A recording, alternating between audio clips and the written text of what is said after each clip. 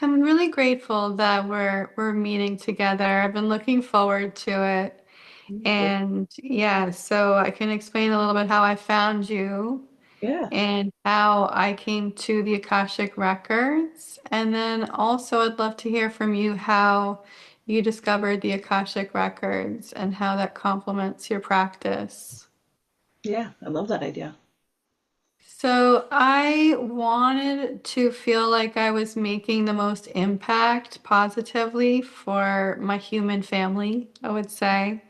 And I thought about writing people's biographies because I felt that would make people feel really heard in the totality of how important they have made an impact in their own lives with their milestones.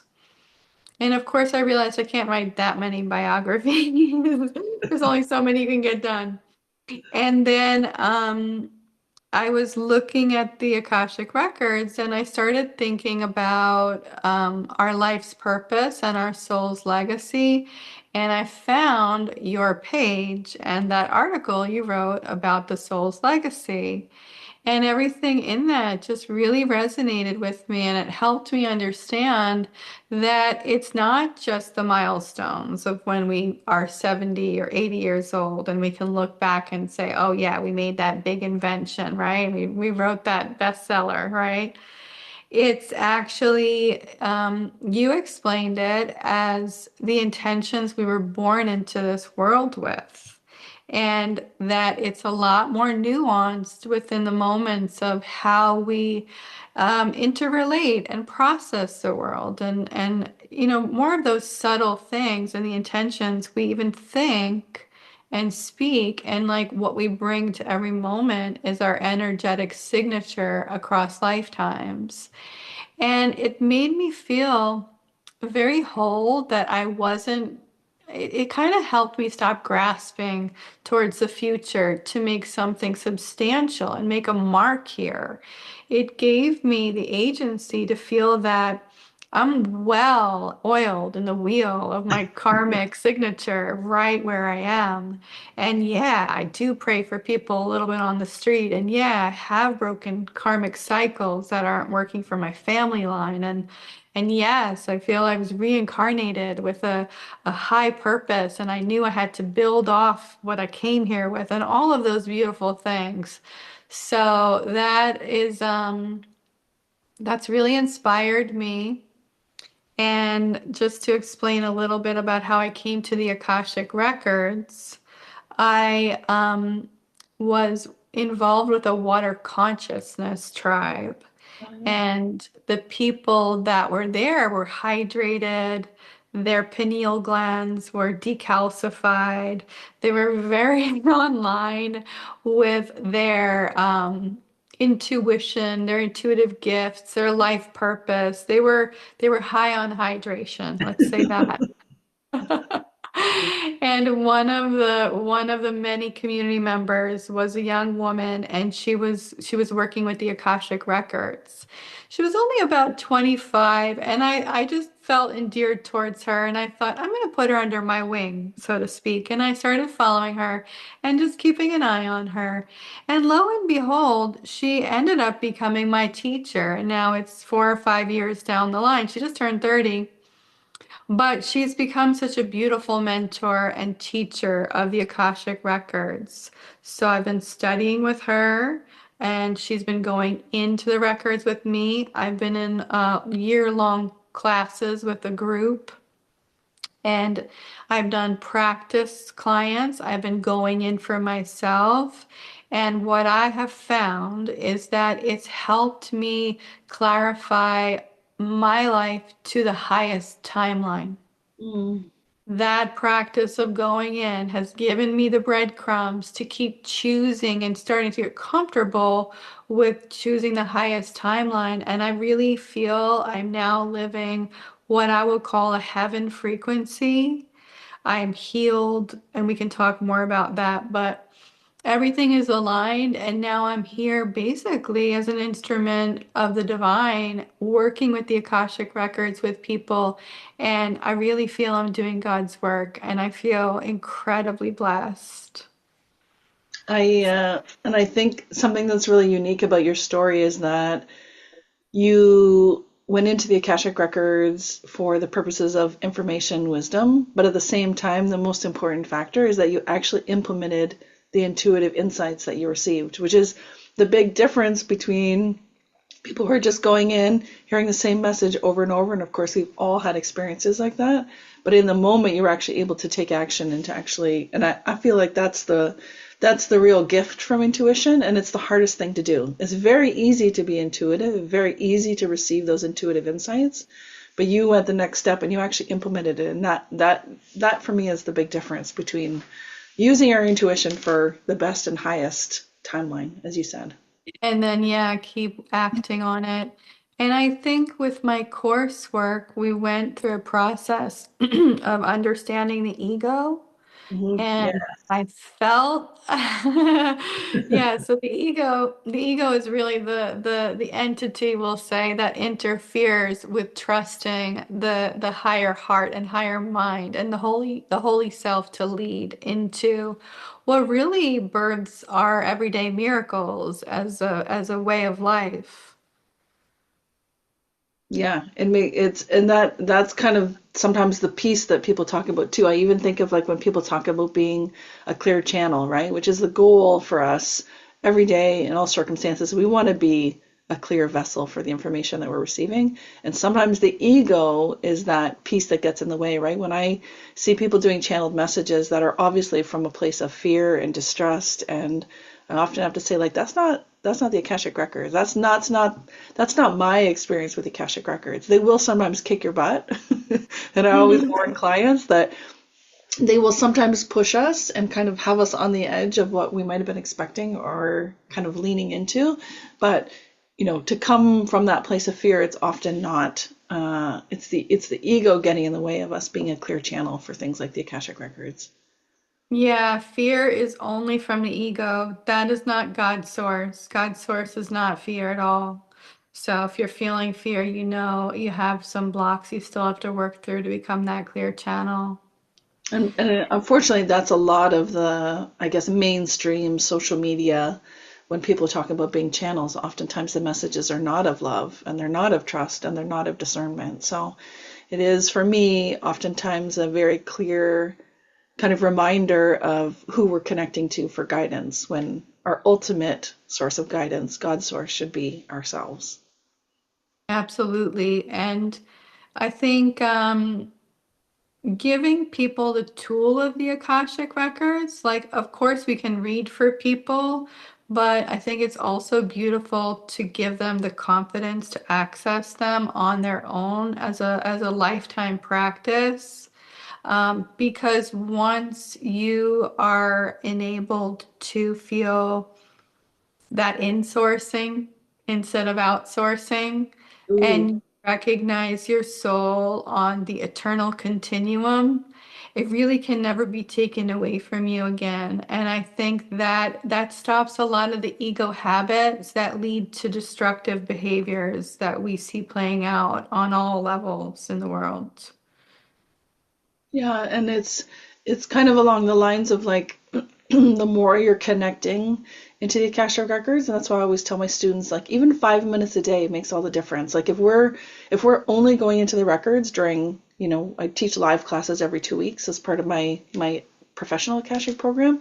If you're only going to the Akashic Records every 2 weeks, you're missing out on so much of the day-to-day, true connection, true source, true trust, really, to be able to use that information in service of ourselves and of others. So it's like 5 minutes a day, just even being in the records makes all the difference. 10 minutes a day, an hour a day, whatever we can do, that just becomes a consistent practice, right? It's that leveling up, that continued trust in ourselves, like you said, the insourcing. Like how powerful is that, right?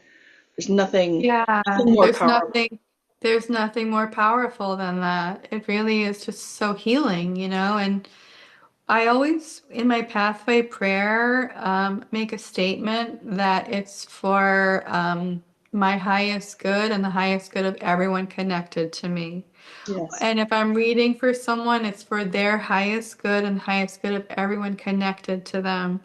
So there is this intention to have that win-win for everybody come through, and it is available. It Mhm. really is available. You just have to put it out there as your intention and let it manifest. Yeah, and I guess that's the piece around discernment too, because especially with everything going on in the world right now, we have ample opportunity to really exercise our power of discernment because there's so much coming at us. Just us There really humans. is right now. Yeah. And we're not going to speak of it, but we are going to acknowledge it. It's a major juncture of humanity by all means. It's really something right now. And you can head down one path and give your energy to something that is not allowing you to have that discernment. And I think that's why it's so important that even talking about people who are professed channels, right? So they're sharing their messages, sharing their wisdom, that's great. But just to be mindful of the ego bias that comes in, any other kind of preconceived notions or ideas they might have about a topic, that is influencing whether or not they are a clear channel and therefore influencing whether or not they have discernment and also that you have discernment as the person who might be tuning into their energy. Yeah. I'm really grateful that people have been entrusting me to read their records Mm, because they don't know what they're getting into necessarily. And I have heard from people that they've had records read in the past, somewhere far in the past, yeah. and maybe it was kind of off-putting, and Yeah. they still came back for more. I Yeah. mean, I am really grateful they entrust me, and I have been getting just the most beautiful messages coming through. I really feel I'm doing God's work right now. Mhm. And I really feel when I'm ending these sessions and I have this lingering effect, I'm feeling their ancestors are grateful to me. And this is super interesting because when we go in and we call upon the masters, teachers, and loved ones, I feel I have this growing body of masters, teachers, and loved ones, like it's growing right now because I'm planting the seeds for their living ancestors and like my community in the ether is benevolent and growing. And that's like this is just absolutely miracle upon miracle. I'm so grateful to get up every day and do this work, especially right now. Yeah, and it isn't so beautiful that, as you say, like people may have had a bad experience in the past, and I've had a number of clients say, I wasn't going to do this because my last experience wasn't positive, and that again is like trusting the person, it's trusting the person with your energy more than anything. Um, Yeah. But yeah, I find that really interesting too. It's like they had a bad experience, but something has called them back to the records, right? Maybe they've been seeing articles or people are talking about it on social media, or maybe they saw, maybe they come across this video. And it's like their intuition has been leading them here the entire way. And it's like the more so they're receiving that Yeah. intuitive gift, that intuitive wisdom, and it's their bravery, their courage to actually like jump in and take action on that intuitive knowing.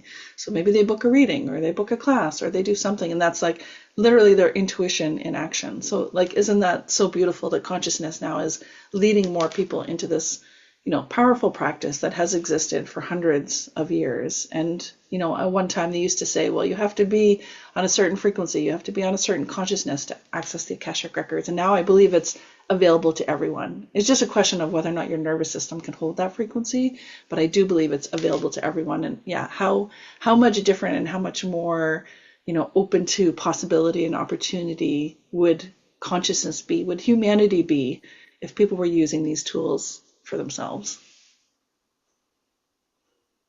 Yeah, I really see that right now too. And I think they are saying that the frequency of the earth is actually shifting. So it is actually becoming more broadly Like the veil is thinning to access our spiritual gifts. And maybe it's the age of Aquarius, and Mhm. maybe it's the fire horse, and maybe it's all these things. I don't know astrology, but definitely the astrologers right now are fired up. Yeah, You literally. know, we got this new moon coming tomorrow. I don't know, but apparently and then, just what we're seeing in the media, there's a lot coming to light. And I do feel very protected. This is something I've been feeling is like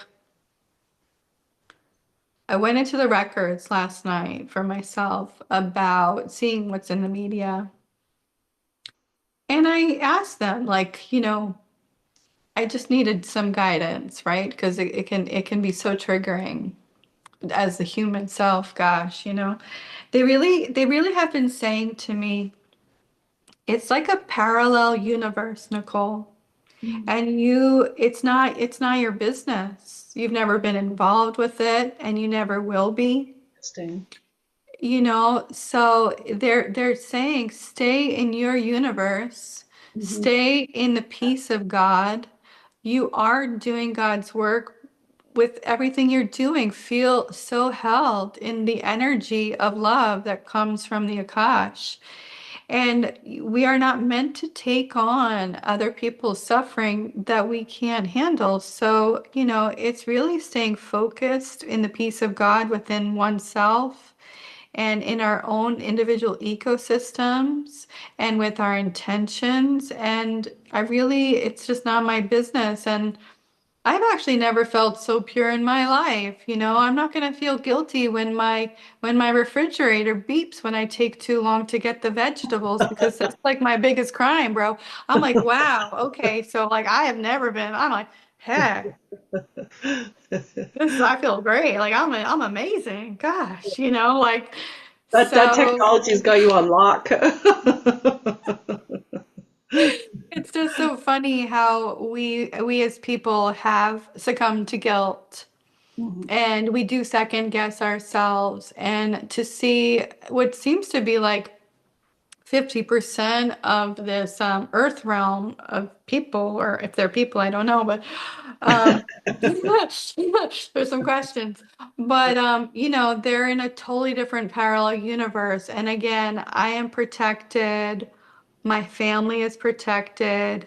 It's never been our universe. It never will be. And right now I am being told to just guard my eyes, guard myself because whatever flashes I get of it, I will have to live with. Mhm. I can I Mhm. can alchemize it and get back. My buoyancy is set at 100%, so I'm cool, but it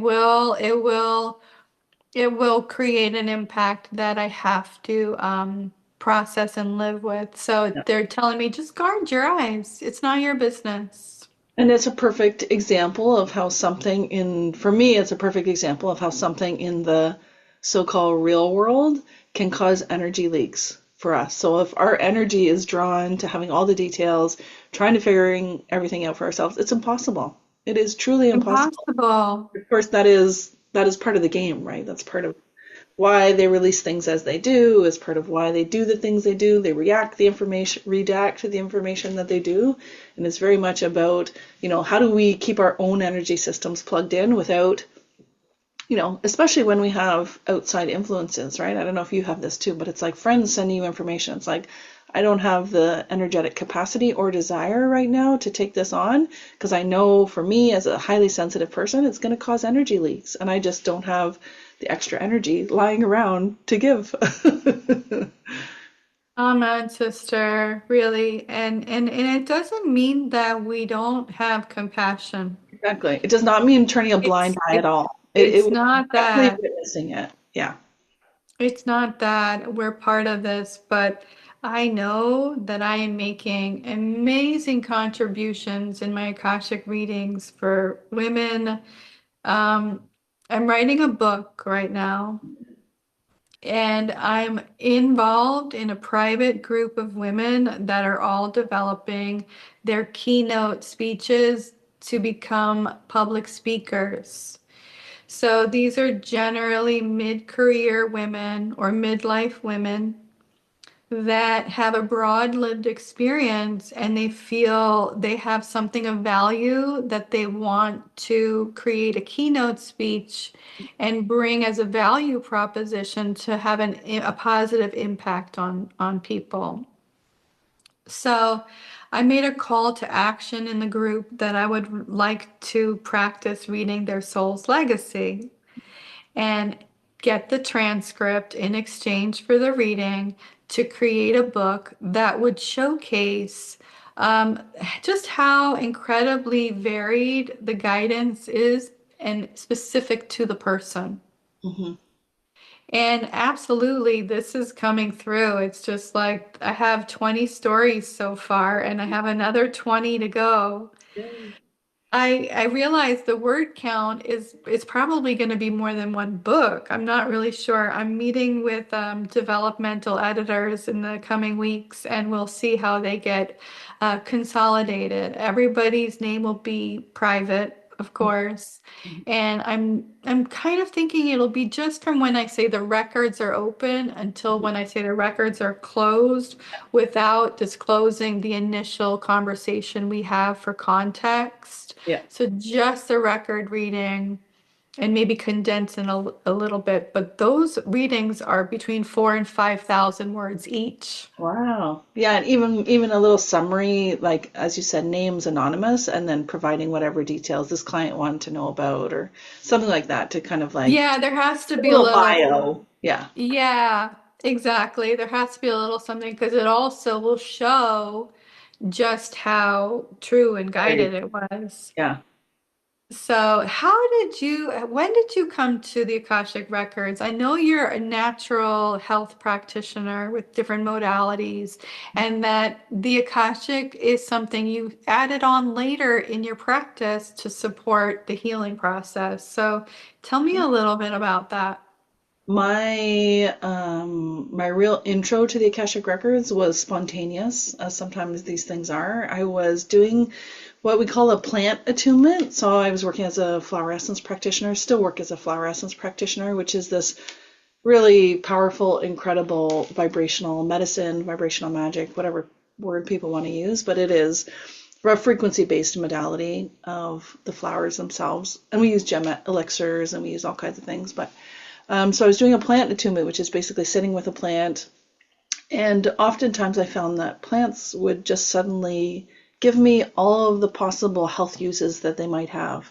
So if I was sitting with daffodil, for example, and oftentimes I wasn't sitting with plants that were mainstream or common, like these would be, we'll quote unquote call them weeds, which for me, the weed-like plants, often the more inconspicuous plants, the ones that perhaps we might not pay extra attention to, they have the most powerful plant signatures. So from a frequency perspective, because they've had to survive and thrive in these really difficult conditions, they tend to be plants that are easy to communicate with and will share whatever medicine that they wish to share. So I was maybe like 5 months, 6 months postpartum with my little guy, and he was just like hanging out in the garden, and I was chilling with my plant and saying, hey, what wisdom medicine do you have to offer? And I just got this incredible download that at the time I didn't realize was directly from the Akashic Records. And then I kind of developed a modality or a process around that to actually tune in more. So I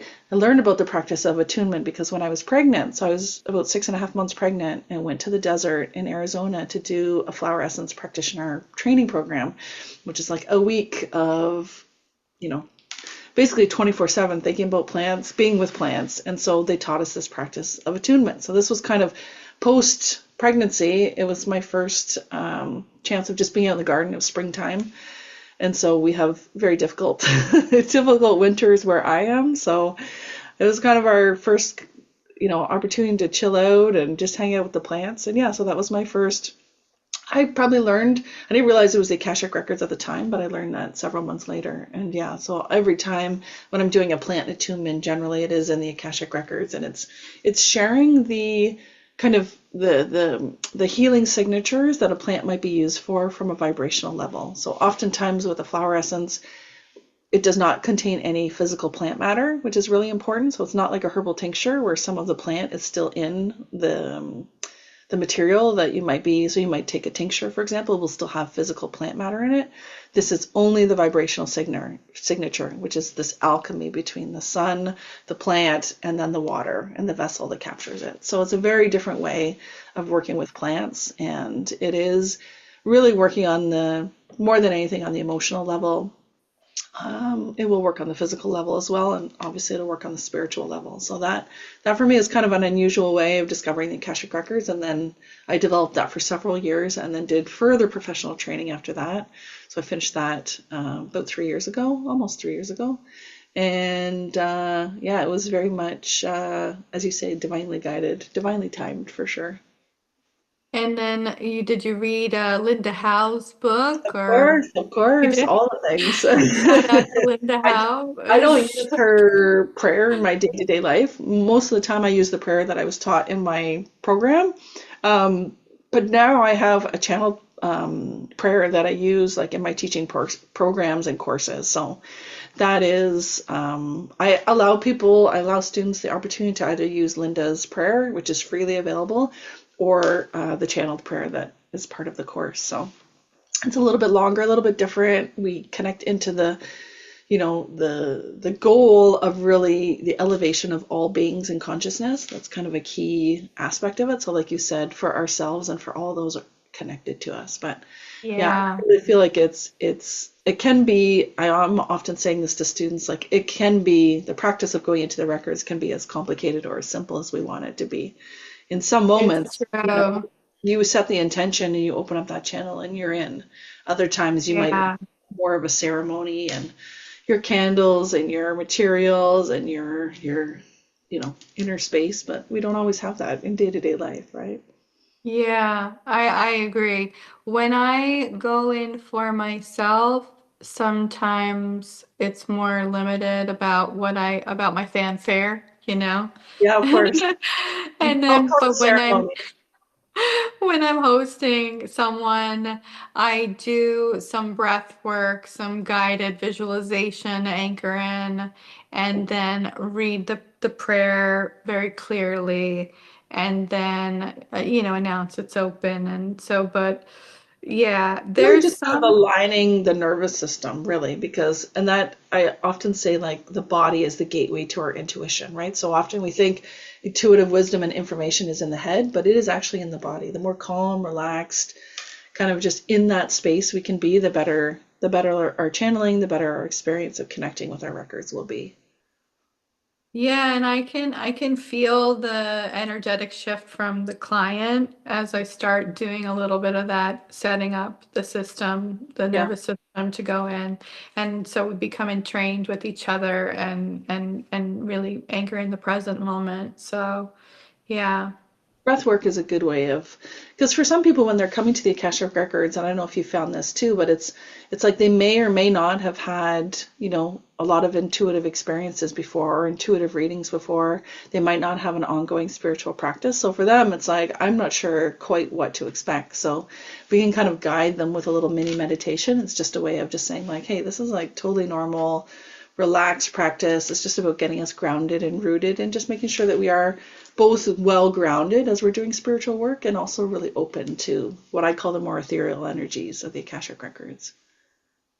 Yeah. Are you under the impression that the ether used to be in the periodic table and then it was Oh, removed? oh, Have you heard? interesting. No, I mean, Yeah.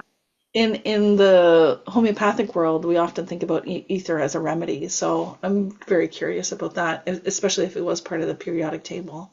I heard that somewhere along the way they removed it. So, yeah. Is the space we're in. Also, you can I think of it as like the Akashic field as an energetic space. Maybe we should talk about, what if people are new to the Akashic Records, what it really is, or what, there's this conception of it as being a library, which for me it doesn't really on the I've railroad never, question. I've never seen books or libraries in it. Yeah. I, yeah, I don't know. So describe it if you can. It's like describing air maybe, but Exactly. Well, describe I it if just you think of it, can.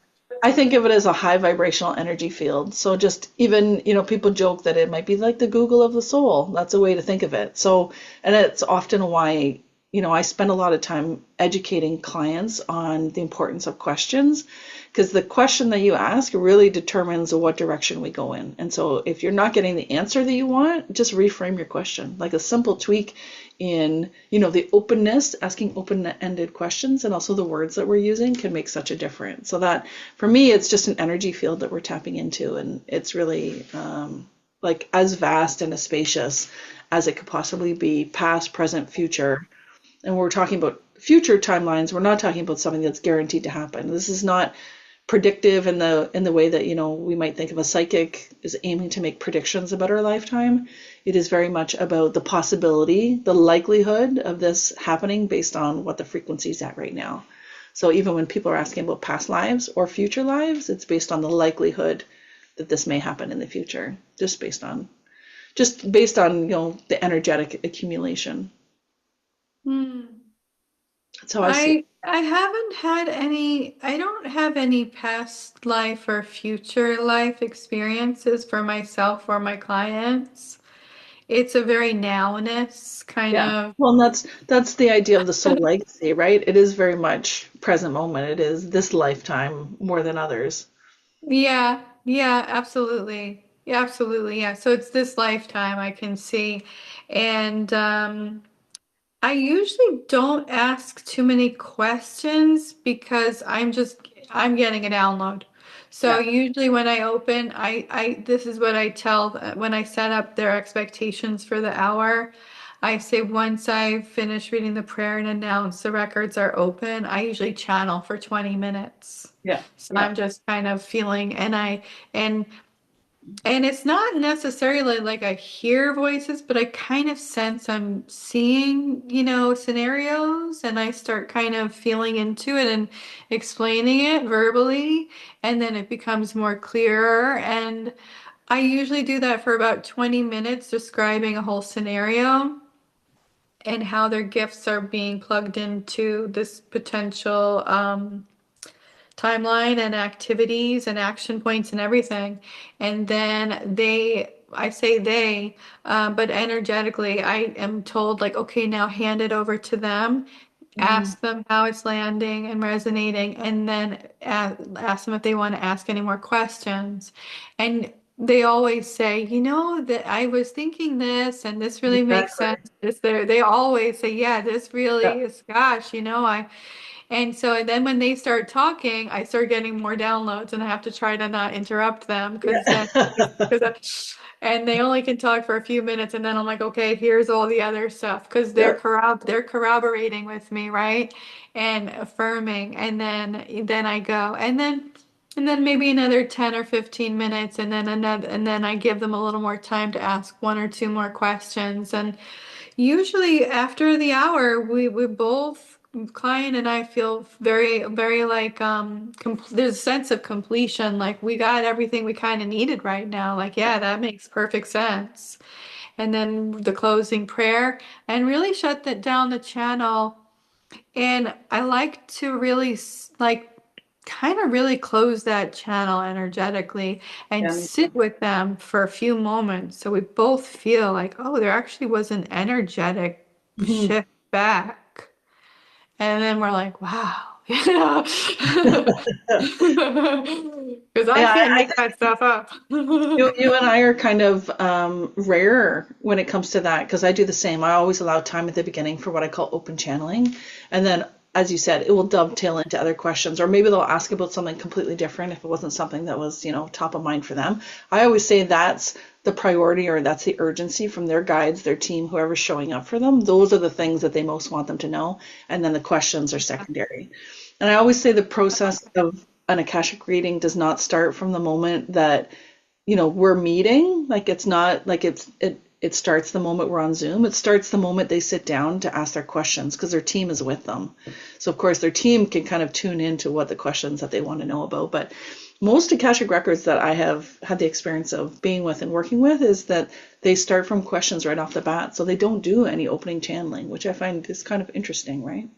Oh, yeah. Even for myself, when I open, I don't usually have a question. I just open and Oh, they just start, they have different energetic feelings of the yeah, day. And yeah. sometimes they're really excited and glad I came back. They're like, oh, we're so Exactly. glad. Always, We're always. so glad you It's came been a back. long time. Yeah, I get that too. It's been a while. We haven't seen you in a while. Um, I think something that's interesting too is that some readers will require a lot of information in advance, and I don't like to work with that. I don't want any information in advance, save for like the person's name, it's part of their consent, right? And I also think that the moment that they say their name too is part of that frequency. It's part of that consent of allowing us to access their records. But yeah, I have had readings with people who wanted, context, detail, lots of information in advance so that they could tune in. And I thought, oh, that's kind of an interesting way. I kind of like the I idea usually of ask. it's not spontaneous. It's not in the moment if you're asking me, 3 weeks ahead of time what we might talk about. Oh, yeah, no, not 3 weeks ahead. But when I meet with someone, I do spend the first 5, 10 minutes, maybe even 15 if they have a lot to say, asking them just generally what's working for them and what do they need guidance on. And since I've Oh, been doing the Soul's Legacy and the keynote, I'm yeah, framing it under that umbrella. yeah, So yeah, they usually have a pretty good idea. Like, I'm really clear about this, and maybe, this is something I'm wondering. yeah. And I usually feel like, okay, that's going to be enough context. And yeah, it's always enough context. I love that. Yeah, it's interesting to see like you kind of develop your own practice of doing readings too. So what someone might have had a bad experience with someone in the past that, their approach might be totally different than the way you and I are obviously working. That's interesting that we're both working the same way, though. Do you wonder if people in the past just didn't have the same kind of, I guess, again, like right now, the frequency of the earth has Yeah. shifted a lot. And so I Well, just I think think there's more there is a clarity around it in there is a general. there's a big difference between people who are self-taught, like who might just read Linda Howe's book and be like content to just move from that place versus people who have the professional trading background. Only because I think the idea of ethics is really important. Consent is so important. Clients will ask me, "Can you open the records for, my husband or my cousin or my whatever?" And it's like Oh, we don't have consent for that, which is like it's in the flower essence world, we often talk about this idea of like, what flower essence can I give to this person to fix them, right? People say that all the time. My husband is not doing XYZ. What can I give to fix him? It's like, actually, we should be giving the flower essences to ourselves because we are the ones that need fixing. We're the ones that need to adjust our own growth, our own development. And that in turn will absolutely. reflect on other people. So I feel like the Akashic Records is kind of like, well, I want my husband to stop doing this. How do I read his records? It's like, no, no, you read your records from your own place. And that's especially true for parents reading for their kids, right? Because the perspective is like, how can I best support my child versus how can I correct this behavior that my child is doing that I don't appreciate. So it's a very different, it's self-ownership in the Akashic Records Yes, more than any other absolutely. modality, right? For me, it's like this is a modality that is truly focused on you, and that's why some people, they have the information, they have the intuitive wisdom that they need, but they just simply can't take action. There's something else blocking them. There's something else. We all need support at any times, especially when we're making a big decision, right? If the Akashic records are like, well, it's in your best interest that maybe this marriage is not moving in the direction, or maybe you have different needs going forward. It's like, oh, I just heard my ears ringing. This message is for somebody. Um, it's not easy, right? That decision to make that decision. Wow, that is loud. Um, that decision to leave is not an easy one, and so being able to support our clients if they're making that decision, it's like, how can I move in better alignment with my relationships? How can I make the best decisions for my family? Whatever action needs to be taken from there, and hopefully the person who is needing this message is receiving it, because that's quite a signal. Like, is it me? Gosh, oh gosh. I know, I know. Um, No, it's not but us. It's not us. okay, okay. It definitely felt like someone who was watching, so or who will be watching. Yeah, and a future date, yeah. Yeah. Um, hmm. That was just my guide saying, like, make sure you make sure you get this thought out. And yeah, let me add to that about embodiment and through the training with an Akashic teacher like yourself who goes through a longer coursework with students and builds up that ethical muscle and softens that ego and gets through some of those personal forgiveness lessons. Yes, because Yeah, truly, forgiveness. like, more than 50% of my professional course is really just working on ourselves. So that is like all the things we need to shift. That's all. And it's not to say we're going to shift it all during the course, because it's like come back to it as you need to. Do this exercise that you didn't do the first time. Maybe tune into that, but it's like we operate from ourselves first and foremost. Like the healing happens for us before it happens for anyone else. Isn't there, Absolutely. you've probably heard the Absolutely. expression, right? Like we can only help support others to the level that we ourselves have been healed to. So I find that's a good kind of reflection. Yeah, and that's why I feel like I took a lot of time. I mean, I've been, just I feel like now I'm in my residency as a doctor or Yeah, something. I love it. After I was really Or careful for artist. years for art. Yeah, artist residency, where now I'm just doing the clinical trials, like the practice work. Hmm. And after this month of preparing this book and practicing with these clients, because it's not paid, but it's in building this, in authoring this book, um, I've learned to gain trust in myself so much, but I Yeah, couldn't have done it without like I just knew I wasn't ready for so long, yeah. and it's only in the last maybe 4 months that I've started to finally declare I am Mhm. ready. I Yeah. had to heal myself. I had celiac that I didn't know I had, which I recovered from. And that even took another year of building my tolerance to all kinds of foods, And that's repopulating.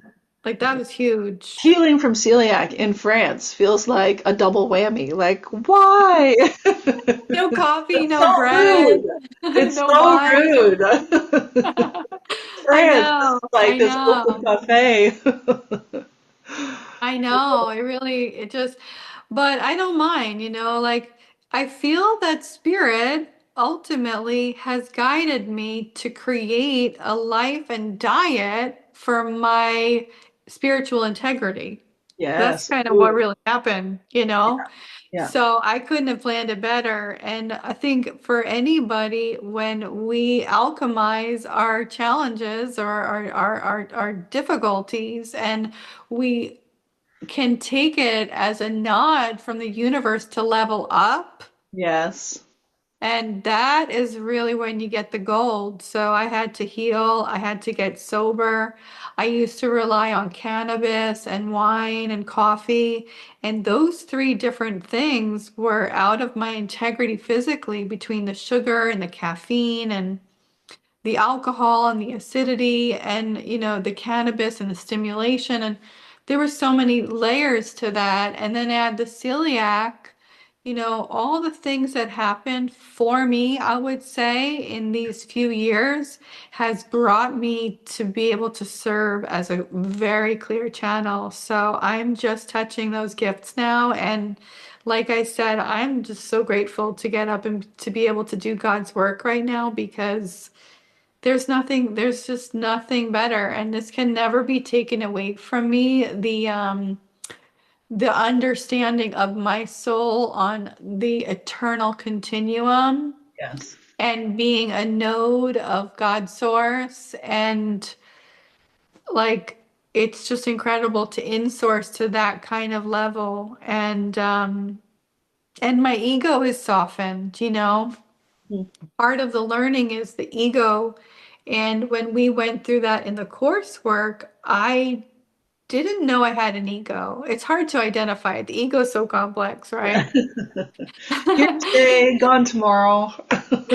And like hiding behind the, That's right. so that was my Mhm. favorite part. Like my teacher always talks about the forgiveness part being like her favorite piece of the Yeah. development.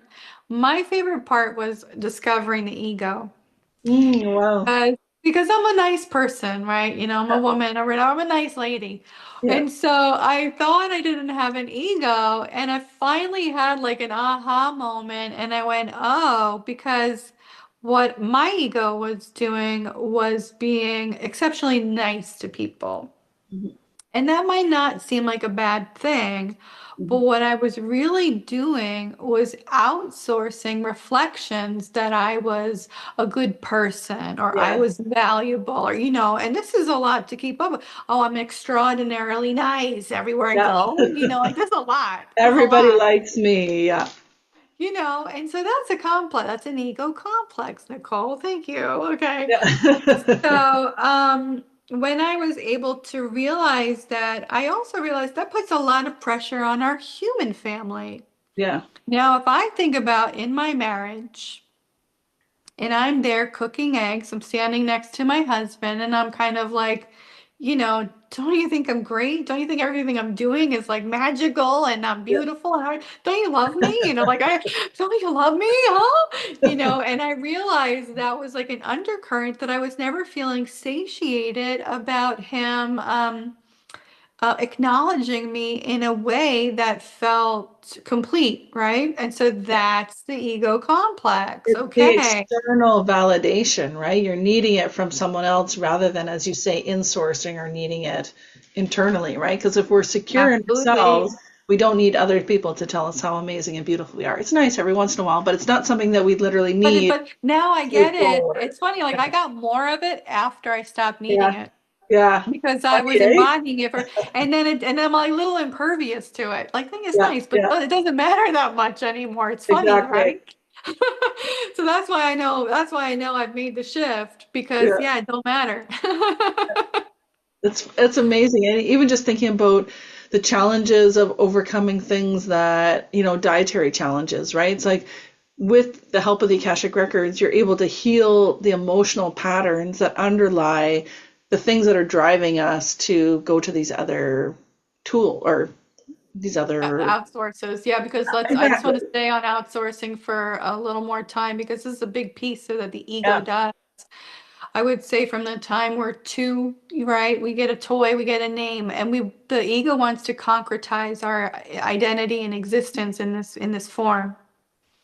So you can see that playing out in addictions, even my addiction, the lack of satiation. You're not getting anywhere with it.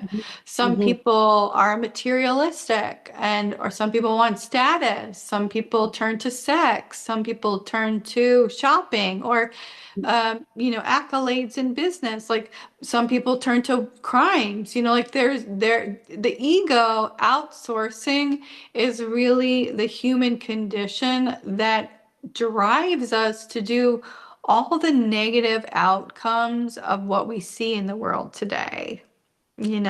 We can really stop wars. We can really have world peace when we finally learn to discover our ego and shift it'll never be satisfied. That's the Hmm. thing. Yeah. Yeah. Never will be satiated.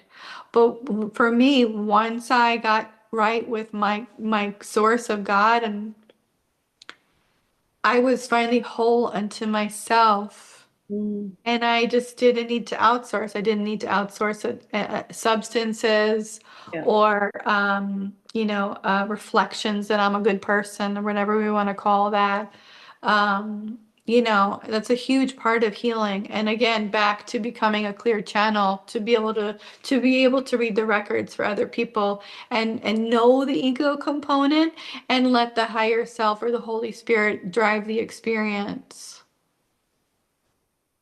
Yeah, yeah, that I feel like that's the crux of it really. And that as you're outsourcing it to other people, you're also giving your power away. You're giving your energy away. So it ties back into this idea of energy leaks, right? If we're constantly in a state of people pleasing and making other people happy, what's the sacrifice that we're making in terms of our own being and our own energy?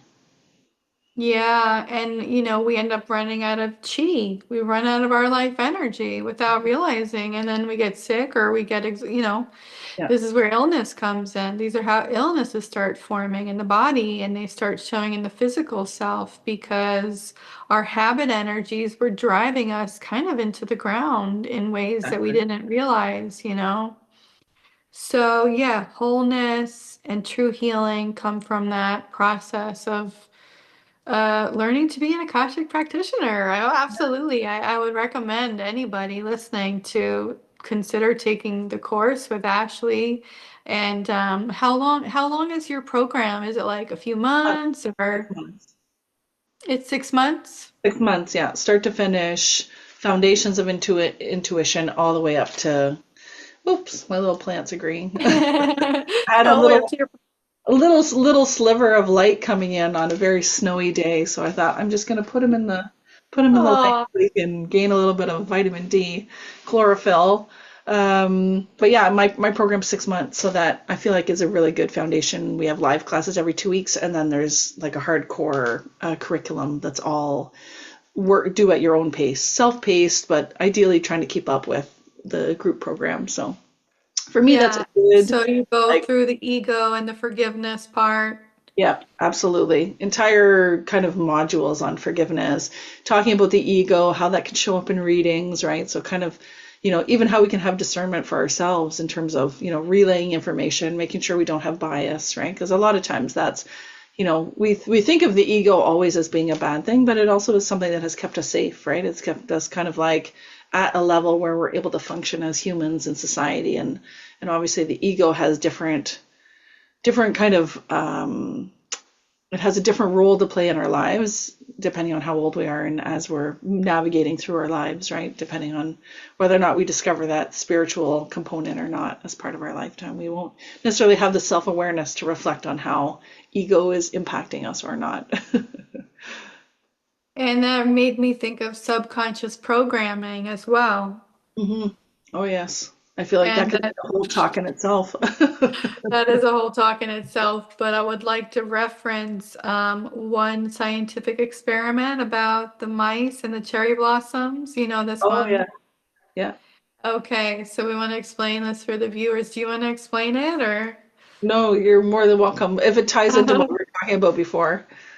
Yeah, well, one of the things that most humans are working with and not realizing is subconscious programming, and that is basically programmed into our DNA from our ancestors, and oftentimes it was something they went through and it was a survival mechanism. And that could be, it's really a behavioral thing. So when we come here with these programs, we might be doing things in our daily behavioral patterns and not realizing that it's outdated modalities that were put in place for good reasons in the context of our grandparents, perhaps. Hmm. And we need to become aware of them and change those patterns if they're not serving us. Yeah. And I want to explain this and in this scientific experiment where they had some mice and they had a maze and they had some cherry blossoms at the end of the maze. And whenever the mice would go to the cherry blossoms, they would give them a little electric shock. Now, they took these mice, and these mice had offspring, and they let the mice have offspring for probably 3 or 4 generations down the line. And they put those offspring in the maze with the cherry blossoms with no electric shock, but the mice wouldn't go near the cherry blossoms. So this is a big piece of of running on subconscious programming for our protection, and it be outdated behavior patterns, and that can really hinder our reality and how we function. So, yeah, that's it. Kind of is sort of like ego is part of that. It's generational trauma too. Like it's basically carried down through the genetic line without us even being aware of it, as those mice were in that experiment. Absolutely, absolutely. So that's definitely an aha moment. And working with the Akashic Records, we can reveal that. I think I have a client, and her grandparents were in a dangerous situation, and her actual life in 2026 is very safe. And she's still operating from an unknowingness of like, why am I afraid about this? Why am I scared of lack? Mhm. Like she's like nervous all around her, but her house is like everything's stable. Yeah. And we were able to go in there and really find out it was the grandparents. And they were able to shed some light and some compassion. And we were able to rationally say, okay, it's time to start redirecting this because she was suffering migraines. Hmm. And it was like once we started to realize that vice of pressure was coming from an outdated programming from her grandparents, she stopped having the migraines. So that was just so exciting, And it's stuff like that that we're able to reveal. And I don't always have like the real ancestor there that I feel. Yeah, But yeah, yeah. certainly sometimes we sense that, It's the and shift in energy, right? It is giving them just even having that self-awareness. Information is in itself healing. So having that, self-awareness, having that awareness of others around, and yeah, what a powerful modality the Akashic Records can be to shift that energy. And then consequently have all these benefits for our physical health. And suddenly we are, the goal is 1% better every day, right? So 1% healthier I love that. I every love day. that. Yeah, it is incremental. It's kind of like tumbling a stone, right? You're kind of getting there. And as humans, we're eternal becoming. We're always becoming. Yes. Oh, yes. You always think you got Yes. somewhere, right? And then Yeah. you're like, oh, I'm still growing. Oh Yes. gosh. And there's a beautiful book by that same title that is well worth Is reading. there? I feel like that's a great book title. It's a book. It's a Yeah. book. Yeah. It's already a I book. mean, it's Somebody funny else because I somebody feel else I don't know downloaded what's it. more I don't know what's more fascinating that we always keep growing or that I still am always surprised we keep growing. It's like, God, you Yeah. really still, oh God, I thought I was there. Yeah. And no. I love it. Well, isn't that's part of being human, right? That sense of play and just that's why I always think of like, especially walking my students through particular exercises. If we're doing energy healing exercises, we're going into the records. It's like if you approach it with a sense of play and fun, like just imagine there's a soldier in the past doing this. How are you able to remove that energy? How are you able to heal that? How are you able to shift forward? It's like if you approach it with a sense of play and fun, it's like our imagination is so powerful at just shifting that. And then obviously having the wisdom of the Akashic Records. I mean, there's nothing like it, right? So, And yeah, I mean that brings the piece of that we're really co-creators, and we yeah, know in certain manifestation circles like, oh, you mean if I changed my language to conscious language, and if I do mantras, I can start to see like money go in my account. Oh, you start to kind of dabble in that. And when you get to this point where you trust your connection with the field of source, and you start to kind of peel away the layers that aren't yours, like the ego or the subconscious programming, and you become more clear and intentional with what you do. I think this realm is kind of fascinating because our co-creative potential is like, and I'm an artist too, so it's just like, wow, I mean, here I am, I'm on an island in yeah, France. yeah, I didn't see that coming you yeah. know? But I was open and I was playful and I was curious and I trusted and I have the good intentions and the sincerity, and it takes time. But yeah, like what an interesting co-creative experience to be human in this form is just like that's the miracle of life, and that's our birthright to touch that, you know? I love that. I feel like that's a perfect place for us to end because this idea of co-creating in the Akashic Records, like there's nothing, if we wanted to leave people with like lasting words, it's like us being co-creators of our own reality is everything. And as you said, like this is happening for me. It's just a perfect example of like how are you reacting and responding to what's going on, and that is how we co-create what we're trying to co-create. Yeah, absolutely. Yeah. Yeah, well, hopefully this people will enjoy this talk, and those who are meant to see it will see it and share it with those that they also feel will resonate with our messages and our teachings. And we're looking forward to doing another call in a couple weeks. Yeah, definitely. Thank you so much for your time. This was fun Yes, and a always. blessing, of course. Always. All right. Have a beautiful afternoon. You too. Bye.